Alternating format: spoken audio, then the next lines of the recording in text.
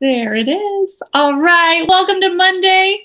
We're so excited you're here. I love when Rebecca says we're changing the trajectory and the story you tell yourself about Monday. No more dread and but yay, it's Monday and we get to start off the week together with some momentum. So here in just a second, Eliza's going to throw you into breakout rooms of 2 or 3. She's got it. And here, you know what? Let me copy and paste this instead of, because sometimes you all get so excited to see each other, you forget, and that's okay. Okay, so you're going to have about 5 minutes together, and what I want you to do is share about a time you experienced being stuck in the mud. And so to get your wheels rolling, because sometimes it's like, do I have that experience? But maybe it was a vehicle that you had to push out. I've had that happen. A bicycle, yes, literally stuck in the mud. Maybe even it was mud volleyball, right? Something that you chose to participate in. Maybe it was taking a walk or splashing in mud puddles. Maybe it's a story of one of your kids. If you can't think of one, but you've got a boy who just came home covered in dirt. We've all had that experience. Oh, Charlotte has a great one. That's awesome. I'm excited. All right, so Eliza's going to send you out to breakout rooms. I'll see you back in about 5 minutes. Have fun sharing your experience about being stuck in the mud. Fun. We're going to dive right into the training for today. Rebecca is not with us, so you get me, and we're going to have a great time. And maybe we'll have time at the end to share your mud stories. Or if it's really good, you could put it in the WhatsApp chat, because as I thought about it, I'm like, oh, I have more than I thought I did. We all those crazy moments. So this month we've been talking about muddy trails, right? Those things in life that keep us stuck or slow us down. If you've worked with Rebecca through the Peak Trail, there's a whole lesson on this. And it's a lot of those emotions that get in the way and prevent progress. So what I want to do today is tell you a story. So about 3 years ago, my friend Jessica and I signed up for a 20-mile hike called the Mammoth March. And we did complete all 20 miles, yay, but it was not easy. And there were 4 different checkpoints along the way. And so mile 16, we hit our last checkpoint. We refilled our water bottles, used the bathroom, got a snack, sat down for a minute, and we watched the rescue van come and pick up the people who were tapping out. They were done. And I'm telling you, it was so tempting after walking 16 miles to get on that van. We're done. Just get me out of here. But we came to finish it. We were going to do it. So we take off after that last checkpoint. And I looked at Jessica as we're walking, and every muscle in your body is hurting by this point, and our feet are so sore. And I looked at her and I said, the only way I'm going to get through this is by cussing. That is it, because I am in pain. And she looked at me and she's like, I agree. Let's just do it. And so I don't know how many S words were dropped as we took those steps, but somehow it fueled us and lightened our load to get through that. So we're laughing together. My favorite part is we're walking and we hear people ahead of us, but not only were they ahead of us, they were above us. And that was one of those, oh, poop moments. We have another hill to climb. Why can't these last 4 miles be flat? They are not. So we crossed the finish line. We celebrated. We got in the van. All of the, yes, Amy, all of the muscles are like releasing and relaxing. And we looked at each other and we said, you want to do it again next year? 100%, right? And so we were all set up for the next year. We had both paid. We made sure we registered early. And then Jessica in March, so the hike is in June, she had foot surgery. There was no way that she was hiking 20 miles. She wasn't even hiking 2 miles with me. In my head, I'm like, I already paid the registration fee. I really want to do the hike. Can I do this? And so I spent a good couple weeks thinking through, can I do this by myself? Can I do this without my friend next to me? And I was going through all of this different scenarios. The thing about this hike is hundreds of people do it. And so in my mind, I was like, you know what? I can do this because I'll be surrounded by people. I'll make new friends along the way. And then when I need downtime, I'll just break off from whoever I'm talking to and have my alone time. I'm like, this will be hard. I know it will be hard. But I also knew I could call Jessica, especially those last 4 miles, and cuss at her because she would understand that this is what we were going through. And so I figured I could do it. So the night before the hike, I'm all set. I'm ready to go. I've already done this once. I know what to expect, right? I know the snacks that they provide. I know where the mile markers are. I've got this. This is good. Something inside of me says, I checked the weather forecast and it is calling for rain all that day of the hike. And so I'm watching the radar because every weather app is a little different, right? So I'm looking at all these different radars, and the hike is on the east side of the state. And that side of the state was going to get pelted with rain all day. There was no break on the radar. And so I'm going to bed the night before thinking, what do? I want to do this hike. I want to make this happen. I don't know if I can do it without my friends alone in the rain. If she was going with me, I could have done it in the rain. We would have done it together. It would have sucked, but we would have done it. But alone, that felt really big. And so I ended up making a choice because I had to be aware of what I could handle. Could I handle it? Emotionally, I already knew it was going to be a lot. Hiking 20 miles alone, that's a big deal. Hiking it with a friend was a big deal. Hiking completely by myself, that was already going to stretch me. Adding in the rain, wet shoes, wet clothes, right? All of that uncomfortableness, I don't know that I can handle it. And so I made a choice, and the choice I made was to not hike. I understood what I needed in order to be successful that day. And I recognized my own capacity to handle the challenges that lay ahead of me. I knew that hiking 20 miles alone in the rain, while possible, I could have maybe pulled it out and done it. But it would cost me. And it was a price that I didn't want to pay. Emotionally, physically, mentally, I didn't want to do that. I knew I'd have to get up the next morning and take care of the kids and all of that stuff. I wouldn't have a true recovery day. And it wasn't worth it. And so Rebecca's been talking to us about avoiding these muddy trails, right? Along life's journey, being really aware and intentional to not get stuck in the shame and the control and the fear and those things that will slow us down.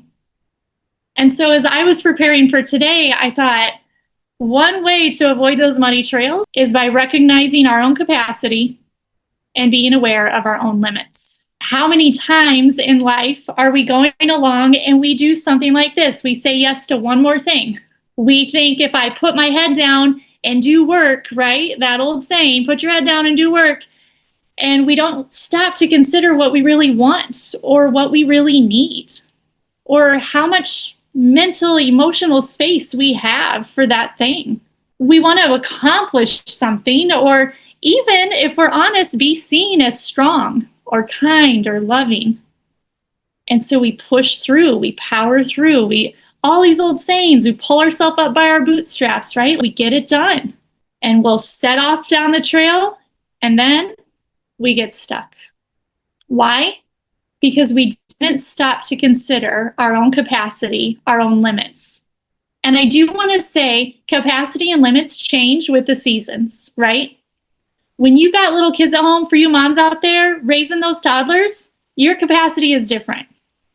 And then they grow up and get married, right, Amy? And now all of a sudden you're like, oh my gosh, I have more space mentally, emotionally, physically, right? These things change. We might have seasons in work where we're really hitting the grindstone hard, and then things start to mellow out. But I think we have to be aware of our own capacity if we want to stay out of muddy trails. And so why do we do the things, the saying yes to everything and adding more to our plate and putting our head down and getting work done? What's behind that? What motivates that? Because there's always a motivator. A few things I thought of. One of them is to prove ourselves. Anyone been there? I'm going to prove that I can do it, right? I'm going to prove it to me. I'm going to prove it to everyone else. I'm going to prove it. That's where I was with that hike. It was honestly hard not to go because I'm like, more than anything, I want to come home and tell my kids I hiked 20 miles by myself in the rain. That's what I wanted, to prove that I was strong enough. Another reason why we do some of this stuff is to prove our significance. Anyone been there? If I say yes, if I join that committee, if I do this thing, then it means that I'm significant. We do it to earn love, to gain attention, even to keep up appearances so that people think that we're strong and loving and kind and all of these things. And we also do it to stay in control. It might exhaust us, but it keeps us in control. There's so many reasons that we ignore our capacity and we push past our limits without a second thought.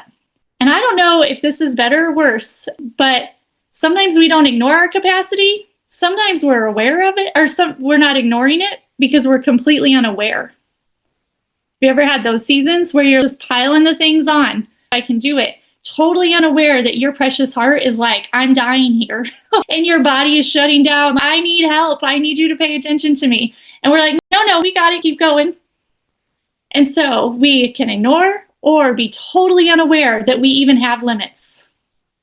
And that self-talk, when we're unaware of our capacity, can often sound like this. Don't be a wimp. You can handle it. Anybody ever said that to themselves? Me too. Or it's just an hour a week commitment. No big deal. It's not a big deal. Or if I work really hard for 7 days a week for just a little bit, then I'll be able to slow down. Then I'll get to take a vacation. Then I'll be able to show up better. Then I'll be able to sleep, right? We're always looking for then. And one of the worst ones, I think, personally for me, is so-and-so can do it, so I should be able to do it. That comparison, right? When we're unaware of our capacities, we're comparing. Instead of pausing and looking inward, what do I need in this season? Where are my limits? When we're looking at someone else who's in a different season than us, well, they can do it, so I should be able to do it. And we might even ignore the warning signs that we've reached our limit. Stress, trouble sleeping, increased illness, right? That immune system kind of crash, anxiety, strained relationships. I even think about just longing for downtime. Have you ever had a season where you're like, I just need 2 days to just slow down? I think that when we're thinking that, we're missing, oh my goodness, I'm at capacity. I am likely working past my limits. And here's the thing, in this room, Bobby, are you reading my diary? I'm telling our story, right? We've all been here. Oh, in this room of unshakable leaders, whether you're leading yourself or you're leading others, it can be really easy to prioritize movement and productivity. It's nice to feel accomplished, if we're honest, right? I love crossing things off my to-do list. Feel we're celebrating. It's good to show up for others or to be the go-to person, right? If we ask Amber to join the PTA, she'll join because she says yes to everything, right? No one else is thinking about my limits or my capacity or the rest of my schedule. But when was the last time that you paused and considered where you're at? You see, unshakable doesn't mean limitless, and it doesn't mean superhuman. In fact, I think that the most unshakable people I know are the ones who recognize that they can't do it all, and they say no. They create space in their life for play and rest and relationships and even alone time. Several years ago, I was leading a team and it was interesting. We had some on the team who would say yes to everything, completely unaware of her own capacity. I can picture her face in my head right now. She was so sweet and just wanted to please everyone. She would say yes to everything. And then those yeses would turn into noes because she's like, I really can't handle this, right? And that's hard for the whole team. And then others on the team who I'm like, they had so much time and energy to do more, but they would often say no. They very much protected their capacity. So I was working with them one night and I took out a piece of notebook paper. And I know no one writes on notebook paper anymore because it's all Google Docs. But even on Google Docs, you have built-in margins. Hey, Amy does. I know. I love paper. It's my favorite thing. But on notebook paper, you have the red lines, right? The margins. So my fourth grader this year learned when she's doing handwriting, she writes between the red lines. And when you write between the red lines, it makes the paper look neater, right? Where things start and where they end. And so I was using this notebook sheet of paper as an example of life. We all have margins. And so to my friend who wanted to say yes to everything, she was completely ignoring the margins. She was filling her notebook paper life from one side to another and had no room for rest or play or downtime or recovery. And then my friend that had very wide margins took it, and I wrote a sentence in the middle of the paper, and I'm like, your margins are so big that this is what can fill up your life. You get one sentence. That's it. That's your purpose and intentionality, is one sentence. You can fit more than one sentence on a paper. I love paper, but let's not kill trees foolishly, right? We got to be careful with our margins. And so margins are necessary on paper. They're there for a reason. When you go to Google Docs, you can play with the margins. You can make them bigger or smaller, top and bottom. But there's something powerful when that paper prints out even, and it's all within these good margins. It just feels like relief, right? There's space if I need to write in on the side. There's space if I want to add a note or a doodle or whatever. But there's not so much space that my life is meaningless and pointless. And so margins are necessary in life also to keep us healthy and keep us moving forward. And so I was thinking about all of that as I was thinking about today and avoiding these muddy trails. I think we have to be aware of our own capacity. We have to be aware of our own limits, because all of those yes can really quickly turn into no's. And then all of a sudden we're letting people down. We're letting ourselves down. We're causing strains in relationships. And we have to have margins in our life. You have to have space where you can breathe. I do not believe that every inch of your life should be filled. I don't think that we're created that way. I don't think that that's what unshakable looks like. I think that unshakable looks like good, healthy margins. And this is what I can fit in a healthy way. This is what makes sense for me in this season. And so we have to be aware of those things. And the big question then, especially with the talk of margins, is do the margins support your life in leadership, right? Are they too wide? Are you saying no to everything because you're trying to protect? Or are you saying yes to everything because you're trying to show up for everyone? We have to find this healthy balance. And again, I think each season brings something different and something new. And so we have to be aware of our seasons as well. So that hike day, I literally avoided the muddy trails because I did not drive an hour and a half north to hike that day because I knew that it would be disastrous for me and it wasn't worth the cost. Now, some people could look at that and be like, well, that was a weak decision. I told myself all of those things that day. I should have done it. But then I saw friends on Facebook who had gone, acquaintances, I should say, and they hiked together. And even together in groups, they didn't make it the full 20 miles because the rain was so bad all day. And it was a sigh of relief when I read that. I didn't make the wrong choice. I just chose not to push myself in a situation that I knew wasn't going to be comfortable. It wasn't going to be healthy for me. And it was actually going to cost me more than it was worth. And so I'm going to get ready. We're going to get ready to send you guys into breakout rooms to discuss some of this stuff, some of the questions, like when you ignore your limit, what are you usually hoping to gain or protect? What are the warning signs that tell you you've reached or exceeded your capacity? How do you know that? We all have these things inside of us that let us know, hey, something's happening. What self-talk shows up when you're nearing capacity? Where might honoring your limits actually be an act of wisdom rather than an act of weakness? What would healthier margins make possible in your life? And so let me copy these. And then I'm going to throw out one. I feel like this is a lot of story, but sometimes help us to learn if I had words. Questions are in the box. So my husband and I looked at a house this weekend.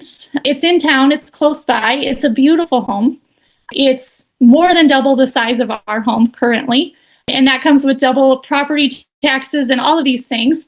And we're walking through and I was like, I had told him, I don't want to be motivated by fear, right? I don't want to not make the move because I'm afraid. But as we're walking through that house, I'm like, Eric, this isn't fear. This is actually wisdom.